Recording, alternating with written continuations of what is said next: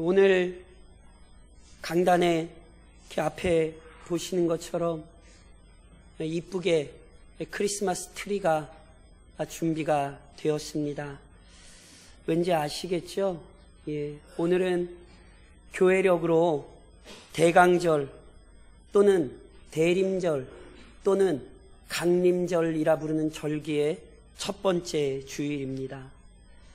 이 절기는 성탄절을 앞둔 4주간을 의미하는데, 교회는 이 절기 동안 이 세상에 연약한 아기의 모습으로 오셨던 그리스도를 깊이 묵상하고 연구했습니다.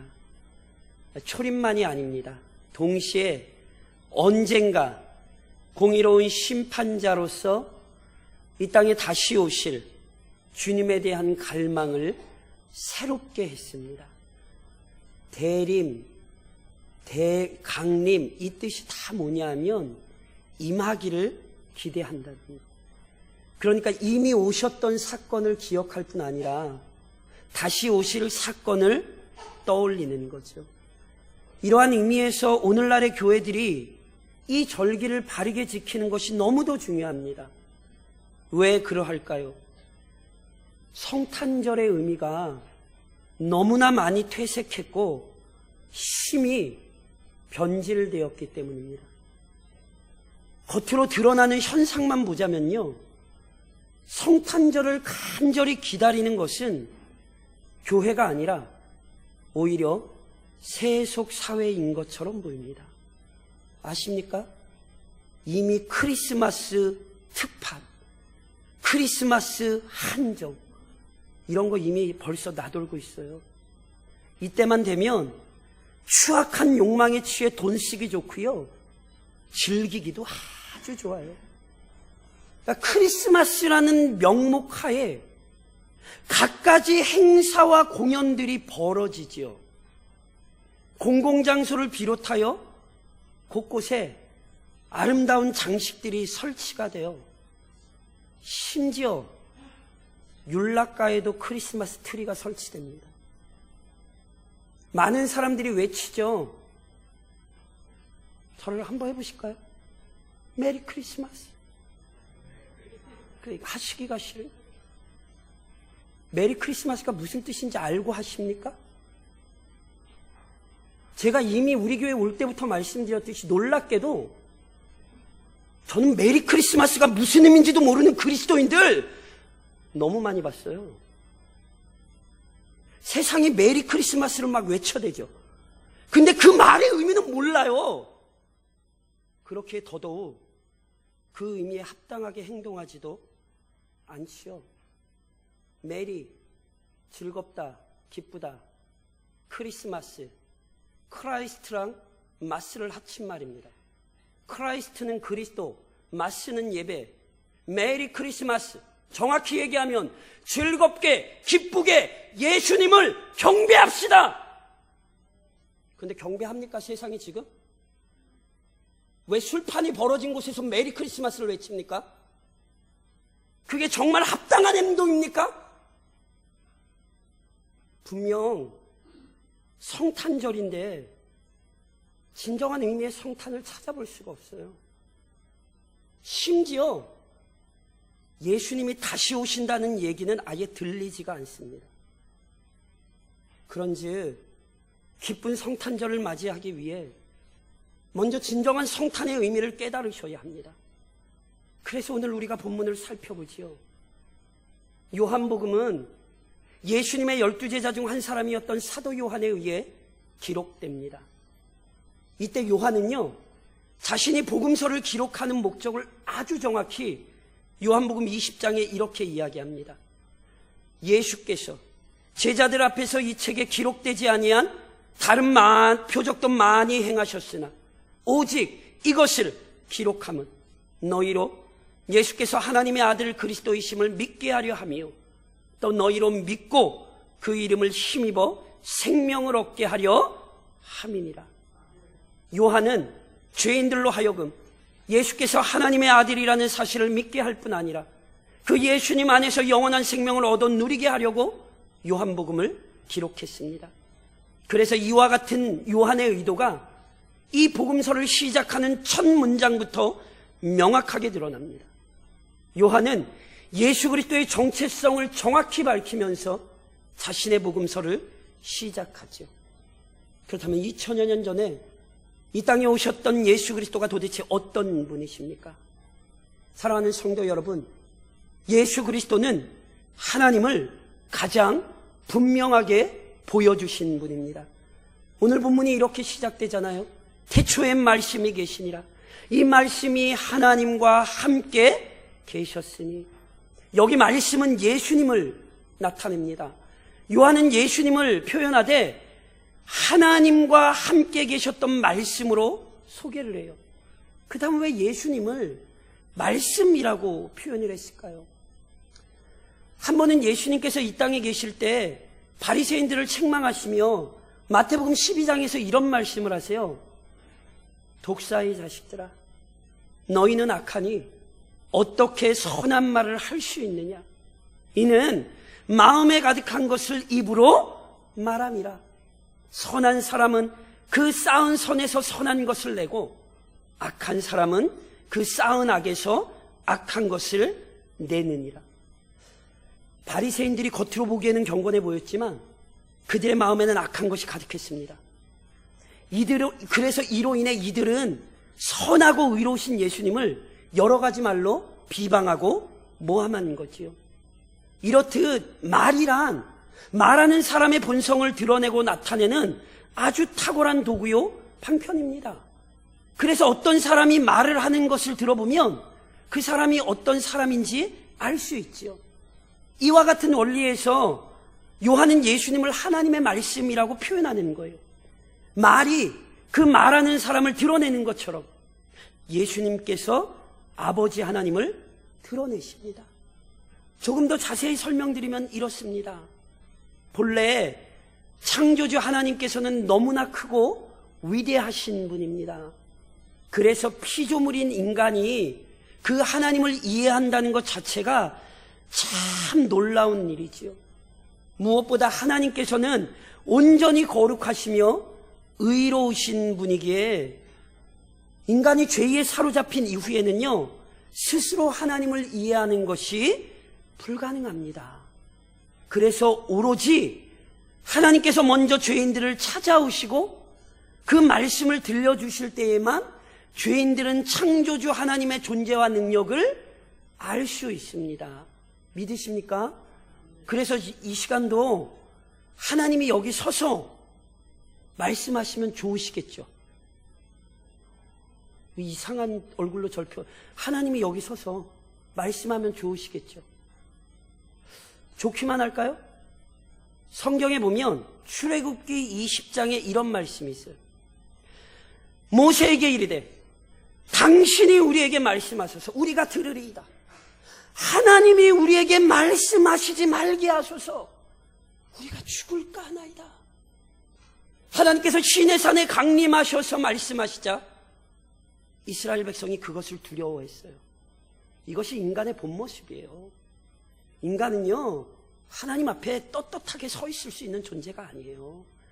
그래서 인간의 이 연약함을 마저 긍휼히 여기신 하나님께서 선지자에게 말씀을 들려주시고 선지자들은 그 말씀을 그대로 백성에게 알려주고 증언했지요.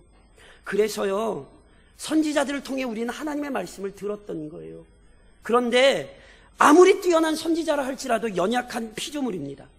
그래서 하나님과 그분의 말씀을 온전히 전달하는 데에는 한계가 있어요. 그렇게 하나님께서는 어떤 부족함도 없는 완전한 선지자를 우리에게 보내주십니다.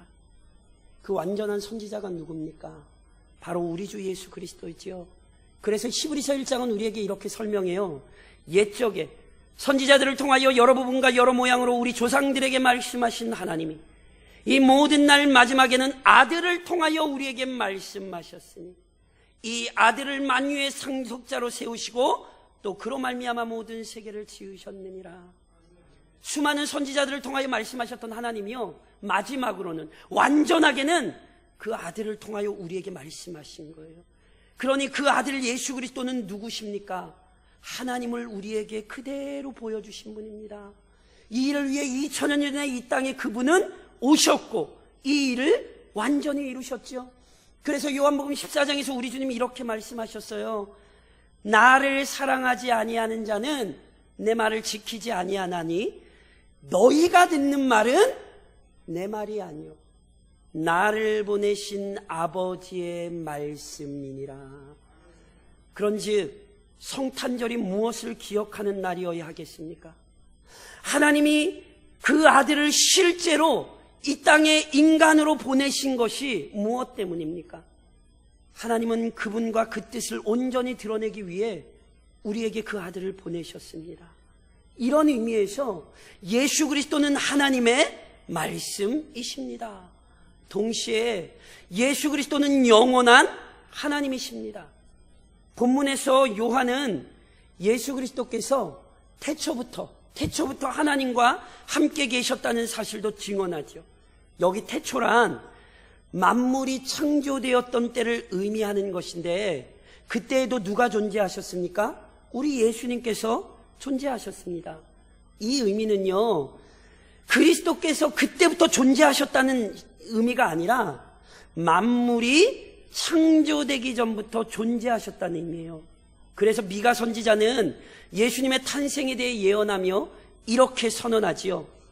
베들레헴 에브라다야, 너는 유다 족속 중에 작을지라도 이스라엘을 다스릴 자가 내게서 내게로 나올 것이라.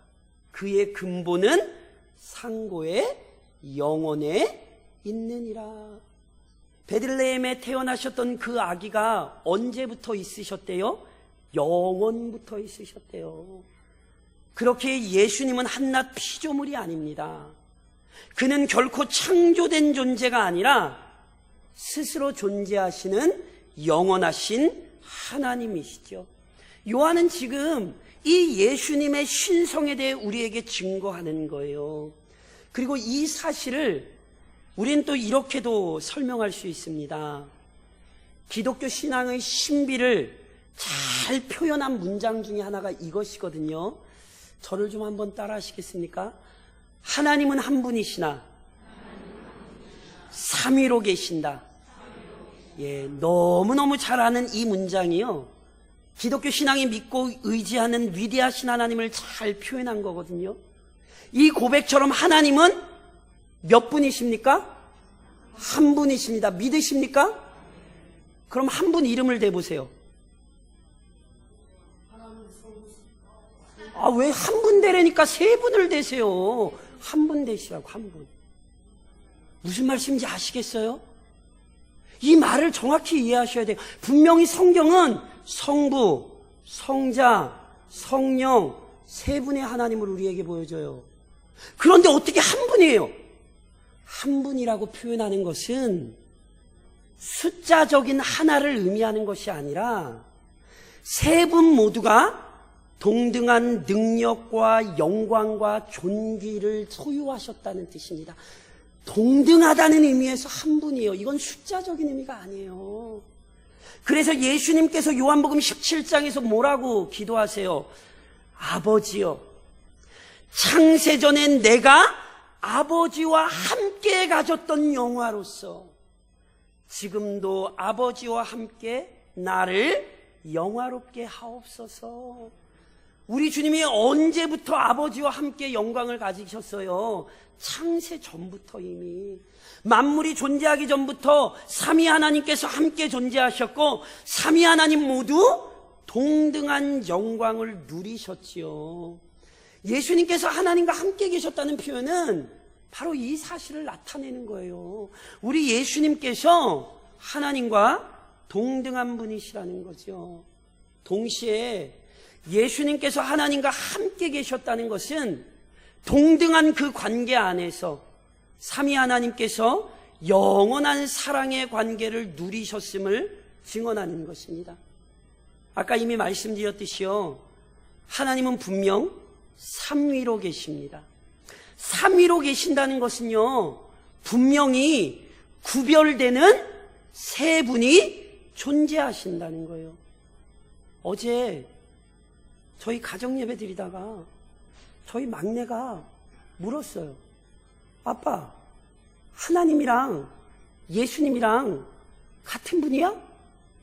하나님이랑 예수님이랑 같은 분입니까? 아니잖아요. 제가 그래서 삼위일체 교리를 또 쭉 설명했어요.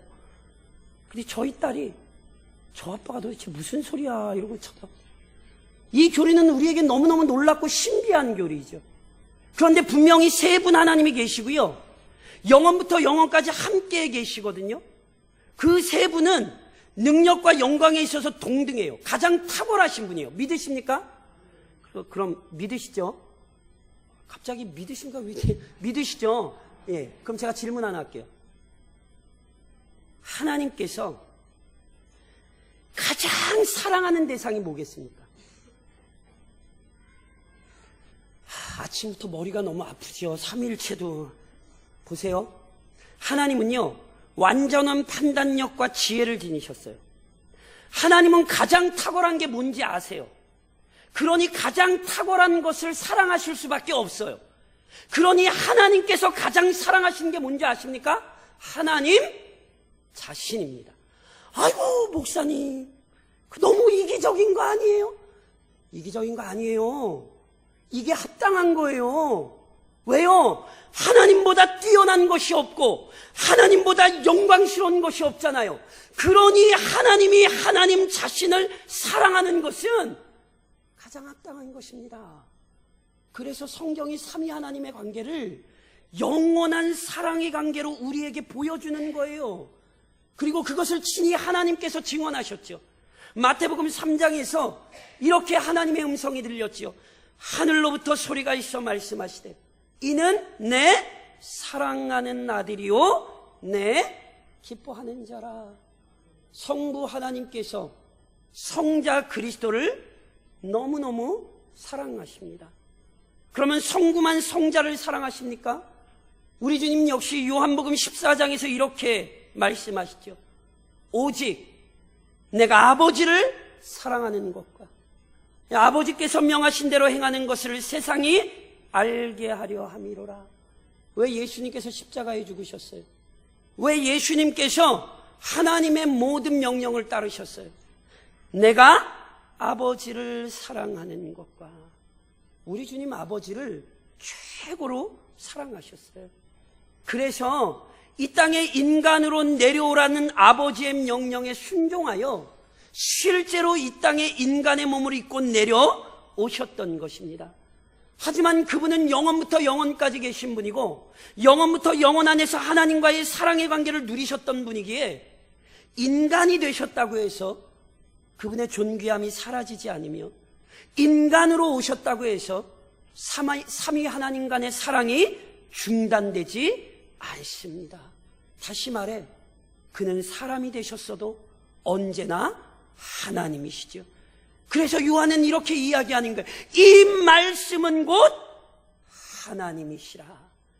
우리는 그래서 우리 주 예수 그리스도를 영원하신 하나님으로 믿는 것입니다.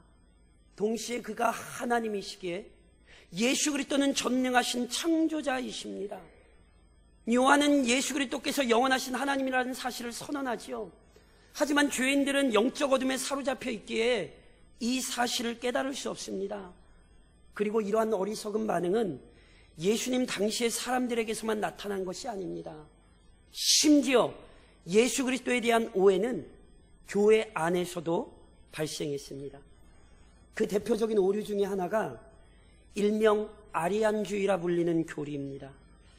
아리안주의라 부르는 이유는 아리우스라는 사람에 의해 이것이 널리 가르쳐졌기 때문이에요. 이 사람들의 주장에 의하면요, 하나님은 몇 분이세요? 한 분이세요. 그런데 이 사람들은 한 분이라는 의미를 진짜 말 그대로 숫자상의 하나라고 생각을 해요. 그래서요, 진짜 하나님은 누구밖에 없냐면 성부 하나님 외에는 없어요. 그리고 그분과 동등한 존재는 하나도 없어요. 그러면 그 사람들에게 예수는 누군지 아세요? 그 사람들은 이렇게 얘기해요. 하나님께서 만물을 창조하실 때 자신과 가장 닮은 존재를 먼저 창조하셨다는 거예요. 그게 누구라는 거예요? 그게 예수라는 거예요. 그래서 하나님이 제일 먼저 창조하신 거기 때문에 다른 피조물들에게 없는 어떤 신적 권위가 있기는 하지만 절대로 하나님과 동등한 분은 아니에요. 무슨 얘기인지 아세요? 결국 예수가 아무리 대단해도 그들에게 예수는 피조물이에요. 그러니 당연히 이단이죠. 여호와의 증인, 몰몬교, 하나님의 교회 다 이 교리에 근거합니다.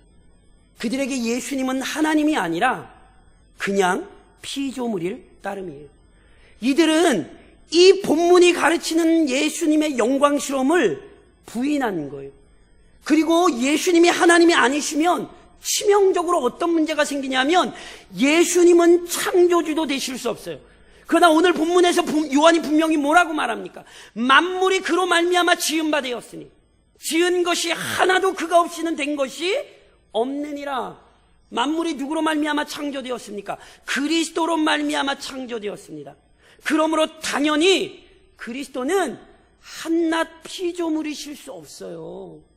그리스도가 한낱 피조물이 아니라 창조주라는 사실은요, 앞서 언급했던 성삼위 하나님께서 영원부터 영원까지 함께 하셨다는 사실로도 설명이 가능합니다. 하나님께서요, 성삼위 하나님께서요, 언제나 함께 계시고 사랑의 관계 안에 머무르셨단 말이에요. 그러니 보세요. 성부 하나님 혼자 창조 사역을 감당하실 리가 없는 거예요.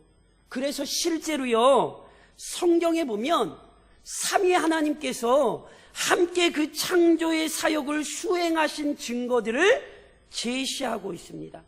예를 하나 들면 하나님께서 인간을 창조하실 때 창세기 1장에 보면 이런 말씀이 있어요. 하나님이 이르시되 우리가 우리의 형상을 따라 우리의 모양대로 우리가 사람을 만들고 그들로 바다의 물고기와 하늘의 새와 가축과 온 땅에 기는 것을 모든 것을 다스리게 하자 하시고 하나님이 자기 형상 곧 하나님의 형상대로 사람을 창조하시되 하나님께서 인간을 창조하실 때 뭐라고 말씀하세요? 우리의 형상을 따라 우리의 모양대로 우리가 사람을 만들고 혼자 하셨습니까? 아니요. 같이 하셨어요. 성부, 성자, 성령 하나님께서 함께 이 일을 행하셨어요. 그러니까 이 일은 인간 창조의 영광스러움을 보여주는 것이기도 하지만 삼위 하나님께서 함께 창조하셨다는 사실을 보여주는 아주 중요한 증거입니다. 이러한 증거는 잠언에도 나타납니다. 잠언 이 8장에 보면 이런 말씀이 있어요. 그가 하늘을 지으시며 궁창을 해면에 두르실 때에 내가 거기에 있었고 그가 위로 구름 하늘을 견고하게 하시며 바다의 샘들을 힘있게 하시며 바다의 한계를 정하여 물이 명령을 거스르지 못하게 하시며 또 땅의 기초를 정하실 때에 내가 그 곁에 있어서 창조자가 되어 날마다 그의 기뻐하신 바가 되었으며 항상 그 앞에서 즐거워하였으며. 잠언이라는 성경 어떤 성경인지 아시죠? 우리에게 참된 지혜를 설명하는 성경이에요. 그런데 지금 제가 잠깐 인용해드린 이 말씀은 지혜가 마치 자기를 창조주처럼 얘기해요. 자기가 창조주와 동등한 권위를 가지고 창조주의 사역에 동참했다고 얘기하죠. 그렇다면 그 지혜가 뭐겠습니까? 한낱 지식이겠습니까? 한낱 피조물이겠습니까? 당연히 아닙니다. 이것을 그래서 고린도전서 1장에서 바울은 이렇게 설명합니다. 오직 부르심을 받은 자들에게는 유대인이나 헬라인이나 그리스도는 하나님의 능력이요 하나님의 지혜니라. 잠언이 얘기한 참지혜, 창조주의 권위를 가지고 창조의 사역에 동참하신 분, 그분이 바로 우리 주 예수 그리스도입니다. 그러니 창조주로서의 그리스도의 권위와 능력을 인정하지 않으면 이는 그리스도에 대한 합당한 신앙 고백이 아닙니다. 마치 아리안주의자들 같이 그리스도의 권위를 모욕하고 대적하는 이단일 뿐입니다. 그러므로 이 땅에 오신 예수 그리스도를 떠올릴 때마다 우리는 그가 완전한 하나님이시오 하나님의 아들로서 만물의 창조주가 되신다는 분명한 신앙의 고백을 지녀야 하는 것입니다. 창조주로서의 예수 그리스도를 믿지 않는 자는 이 땅에 오신 예수 그리스도를 부인하는 자가 될 것입니다. 그러므로 사랑하는 성도 여러분, 이 대강절기를 보내며 우선 자신의 아들 그리스도를, 예수 그리스도를 보내신 아버지 하나님께 모든 영광을 돌리십시오. 수차 말씀드리는 것처럼 삼위 하나님께서 영원부터 영원까지 언제나 함께 존재하십니다. 그리고 그 삼위 하나님께서는 동등한 권위와 영광을 지니고 계시죠. 그런데 놀랍게도요, 그 동등한 권위를 지니신 삼위 하나님께서 이 세상 속에서 자신의 뜻을 이루실 때에는요, 아주 신비로운 질서 안에서 일하셨어요. 삼위로 계신다는 말은 우리에게 이 영광스러운 진리를 설명하고 있어요. 한 분은 아버지로, 한 분은 그 아버지의 뜻을 이루는 아들로, 또 한 분은 그 모든 뜻들을 온전히 성취하시는 성령으로, 이렇게 삼위 하나님으로 존재하신대요. 그래서 구원에 있어서도요, 질서가 있습니다. 그 질서의 출발은 뭔지 아십니까? 성부 하나님의 완전한 계획입니다. 그리고 이 계획은 성경에서 우리에게 이렇게 드러나지요. 첫사람 아담이 하나님의 말씀에 불순종하여 죄와 사망의 권세에 사로잡혔을 때 하나님께서 이 구원에 대한 계획을 창세기 3장 15절에 이렇게 밝히 말씀하셨어요. 내가 너로 여자와 원수가 되게 하고 내 후손도 여자의 후손과 원수가 되게 하리니 여자의 후손은 내 머리를 상하게 할 것이요 너는 그의 발꿈치를 상하게 할 것이니라. 이게 무슨 말씀이라고요? 하나님께서 아담에게 약속을 주셨어요. 내가 여자의 후손, 즉 사람을 통하여 너희들을 그 죄의 권세에서 구원해내겠다고. 그래서 이 약속이 선언된 이후 하나님께서는 이 약속을 위하여 인류 역사를 다스리셨습니다. 가인이 죽인 아벨 대신에 경건한 아들 셋을 주셨죠. 하나님께서 홍수로 이 세상 멸하실 때 노아와 노아의 가족은 살리셨어요. 우상을 숭배하던 아브라함을 부르시고 그에게 약속의 자손 이삭을 주시고 그로 하여금 야곱을 낳게 하시며 그 후손 가운데 다윗 왕이 태어나게 하시고 그에게 약속을 주셔서 유대 왕국을 세우시고, 구약의 이 모든 역사들은 실은 점차적으로 한 단계씩 하나님께서 우리에게 주신 그 아들에 대한 약속을 이루어가는 과정이었습니다. 그리고 마침내 하나님께서 작정하신 때가 되자 그 약속이 이루어지죠. 그것을 사도 바울은 갈라디아서에서 우리에게 이렇게 가르칩니다. 때가 참에, 때가 참에 하나님이 그 아들을 보내사 여자에게서 나게 하시고 율법 아래에 나게 하신 것은 율법 아래에 있는 자들을 속량하시고 우리로 아들의 명분을 얻게 하려 하심이라. 2000여 년 전에 그리스도께서 유대 베들레헴 땅에 태어나신 것은 철저히 성부 하나님의 계획과 뜻을 성취하는 사건이었습니다. 하나님께서 첫사람 아담에게 약속하신 대로 죄인들을 구원하시기 위하여 자신의 아들을 여자의 후손, 즉 완전한 인간으로 보내신 사건, 이것이 성탄입니다. 그러하니 성탄을 맞이하며 어찌 이 위대하고 놀라운 하나님의 사랑을 찬양하지 않을 수 있겠습니까? 물론 우리 모두는 연약하기에 이 하나님의 사랑과 은혜에 대한 확신이 흔들릴 때가 있습니다. 개인적으로 또한 공동체적으로 큰 환난이 닥쳐오거나 어려움이 찾아올 때 우리는요, 아버지 되신 하나님의 사랑을 확신하지 못하고 의심과 불만이 생기기도 합니다. 어쩌면 지금 가정의 문제로 인해, 개인의 문제로 인해 하나님에 대한 사랑이, 하나님의 사랑이 이렇게 흔들리시는 분이 있는지 모르겠어요. 이 대강절을 맞아 그 신앙이 회복되셔야 합니다. 어떠한 상황과 형편에서라도 마음을 다스리되 하나님의 사랑을 의심해서는 안 됩니다. 오히려 측량할 수 없이 크신 하나님의 사랑과 은혜를 찬양하십시오. 바울이 로마서 8장에서 우리에게 무엇을 가르칩니까? 그런즉 이 일에 대하여 우리가 무슨 말 하리요? 만일 하나님이 우리를 위하시면 누가 우리를 대적하리요? 자기 아들을 아끼지 아니하시고 우리 모든 사람을 위하여 내주신 이가 어찌 그 아들과 함께 모든 것을 우리에게 주시지 아니하겠느냐? 아들을 내주신 분이 하나님이십니다. 그런데 어찌 이제 와서 우리에게 그 은혜를 중단하시겠습니까? 바울의 고백과 동일한 믿음을 품고 이 대강절 기간을 경건하게 보내십시오. 비록 탄식과 눈물과 한탄이 있는 상황 속에서라도 우리를 구원하시기 위하여 그 아들을 보내신 하나님의 사랑을 기억하십시오.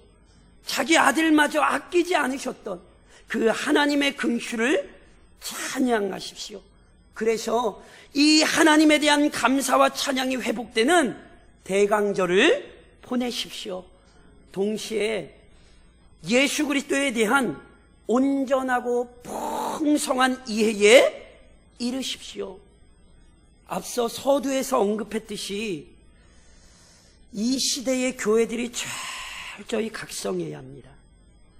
왜냐하면 안타깝게도 복음의 진리가 왜곡되는 과정에 교회가 동참했기 때문입니다.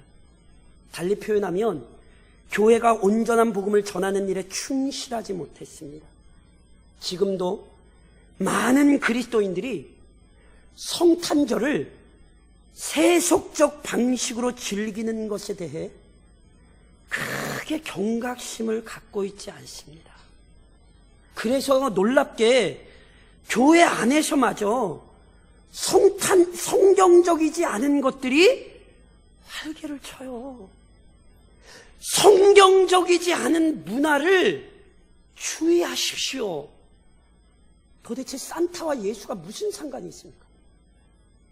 도대체 루돌프 코가 빨간 게 그리스도의 십자가와 도대체 무슨 상관이 있습니까?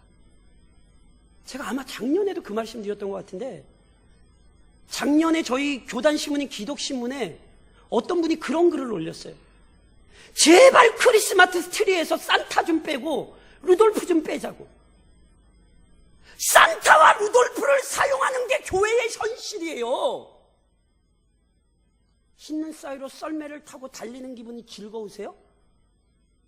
캐롤 부르는 거 반대하지 않습니다. 그러나 캐롤의 본질은 성탄의 진정한 의미를 드러내야 되는 거예요.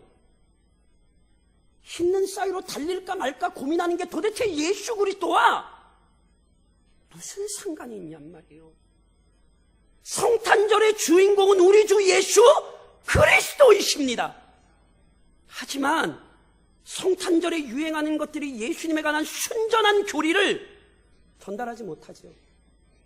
그거 아세요? 성탄절만 되면요, 호텔에 제일 좋은 스위트룸이 최고가를 쳐요. 제가 한번 청년들 가르치다가 청년들이 이 시대의 문화 따라하면서 성탄 2부에 호텔 빌려가지고 들어가서 논다는 얘기를 듣고요, 제가 강대상에서 대놓고 소리 질렀어요. 예수님은 마국간으로 오셨는데 니들이 왜 호텔 방에 들어가서 처자빠져자냐고. 이게 교회 안에서 일어나는 일이라니까요. 메리 크리스마스라고 얘기하면서 성탄절에 교회 와서 예배드릴 생각은 안 하고 단순히 노는 날이라고 생각을 해요. 제가 성탄절에 이런 설교하면 청년 남자애들이 굉장히 좋아했어요. 왜냐하면 성탄절과 도대체 명품백이 무슨 상관이 있습니까? 성탄 선물은 성탄의 의미를 전하기 위해 교회 안에서 시작된 것이지, 이뻐하는 내 새끼 장난감 좀 사주고 그렇게 가시면 안 돼요. 교회가 먼저 성탄의 문화에 흔들렸단 말이에요. 성탄절이라고 좋아하긴 하는데 예수님이 누구신지도 모르고 그가 왜 오셨는지도 몰라요. 예수님이 동정여에게서 탄생하셨다는 사실은 믿지도 않아요. 성탄절을 조금 안다고 이런 얘기들 하죠. 예수님 사랑 얘기하셨으니까 우리도 사랑합시다. 하나님이 우리 사랑하셨으니까 우리도 사랑합시다. 그래서 아시는 것처럼 성탄절만 되면 착한 일들 많이 하십니다. 오해하지 마십시오. 선한 일, 착한 일 하는 거 잘못됐다고 얘기하는 것 아닙니다. 그러나 여기에도 큰 위험이 있다는 사실을 놓치지 마십시오. 우리 주님은 단지 착하게 살아야 한다는 사실을 가르치려 이 땅에 오신 것 아닙니다. 우리 주님은 처음부터 죽으러 오셨습니다. 왜 죽으러 오셨습니까? 마태복음 1장에 우리 주님에 대해 이렇게 이야기하죠. 아들을 낳으리니 이름을 예수라 하라. 이는 그가 자기 백성을 그들의 죄에서 구원할 자이심이라. 예수님의 사랑을 얘기하면서 여자를 꼬실 생각을 해요. 그 사랑은 이 사랑이 아니에요. 예수님께서 보여주신 사랑은 철저히 하나님의 뜻에 순종했던 사람입니다. 죄인들의 영혼을 구원하기 위한 헌신이었습니다. 그래서 연약한 인간이 되신 것이고 십자가에 죽기까지 복종하신 것입니다. 예수님에 대해, 예수님의 헌신에 대해 이야기하고 하나님의 사랑을 이야기하면서 단순히 사람들 보기에 착한 일을 행하고 단순히 인간의 욕망을 표출하는 방편으로 삼는 것은 죄인들을 살리기 위하여 자신의 아들을 보내신 하나님을 무시하는 것이고 하늘 보좌를 버리고 이 땅에 오신 하나님의 아들을 멸시하는 것입니다. 그런즉 대강절 기간 동안에 흥겨운 기분 내는 일에 몰두하지 마십시오. 사람들이 휘청휘청 대는 거 보고 같이 휘청대는 그런 성탄절 맞이하지 마십시오. 예수님은 완전히 사라져버리고 인간의 정욕과 욕망만을 채우는 그런 성탄절 되지 않게 주의하십시오. 오직 예수님 때문에 즐거운 성탄을 맞이하십시오. 그래서 이전보다 예수님에 대한 이해가 더욱 깊어지는 대강절을 보내십시오. 마지막으로 성탄에 관한 진리를 깨닫게 하신 성령 하나님을 더욱 의지하십시오. 이 땅에 오신 하나님의 아들을 가장 먼저 경험한 사람들이 있지요. 그들은 유대인들입니다. 이들은 자신들의 조상들에게 주어진 구약 성경을 통하여 메시아에 대해 알고 있었고 그 메시아를 실제로 간절히 기다린 사람들입니다. 심지어 그 사람들은 메시아가 어디에서 태어나실 것인지도 알았어요. 하지만 그리스도께서 이 땅에 오셨을 때 그들은 예수님 몰라봤습니다. 요한복음 1장 10절로 11절에 이렇게 기록되죠. 그가 세상에 계셨으며 세상은 그로 말미암아 지은 바 되었으되 세상이 그를 알지 못하였고 자기 땅에 오매 자기 백성이 영접하지 아니하였으나 기다리던 분이 왔으나 몰라봤어요. 그런데 비록 소수지었지만 예수 그리스도의 탄생을 알고 기뻐한 자들이 있습니다. 먼 곳에서 별을 보고 예수님께 찾아와 예물을 드렸던 동방박사들, 양을 치다 천사로부터 예수님의 탄생 소식을 듣고 찾아와 경배했던 목자들, 이처럼 이 땅에 오신 하나님의 아들을 알아본 자들이 있다니까요. 그렇다면 어떻게 이들은 이 땅에 오신 하나님의 아들을 알아볼 수 있었습니까? 성령께서 그들의 눈을 여시고 그들의 마음을 변화시키셨기 때문입니다. 요한복음 14장에 16장에 보면 그래서 이런 말씀이 있죠. 그가 성령께서 내 영광을 나타내리니 내 것을 가지고 너희에게 알리시겠습니다. 성령께서 그 마음을 여실 때 그리스도께서 이 땅에 오신 위대한 성탄을 이해할 수 있는 것이죠. 오늘도 동일한 역사가 일어나고 있습니다. 예수님께서 오셨으나 왜 오셨는지도 모르면서 육신적으로 즐기기에 바쁜 이 세상 속에서도 순결하게 성탄의 의미를 기억하며 그 예수님이 다시 오시기를 기대하는 사람들이 있습니다. 이런 믿음의 사람들이 되십시오. 이 사실을 깨닫게 하신 성령의 은혜에 감사하십시오.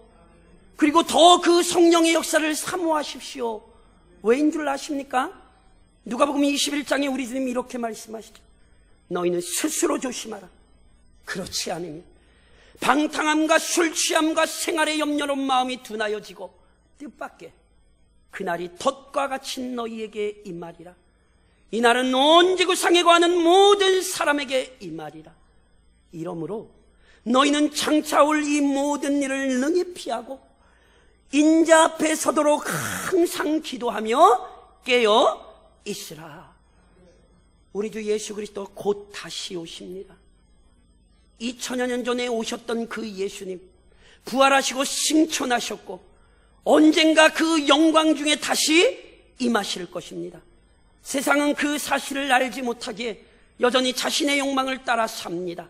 우리 주님 오신 날을 기념한다고 하면서도 자신들의 욕망을 채우기에 급급합니다. 그러하니 성령의 충만함을 입지 않으면 우리 주님을 인내하며 기다릴 수 없습니다. 세상의 방해와 책량에 넘어지지 않기 위해 성령의 은혜를 더욱 간구하십시오. 세상의 방탕함과 술 취함에 유혹당하지 않기 위해 성령의 능력을 사모하십시오. 오직 성령으로 충만한 대강절을 보내십시오.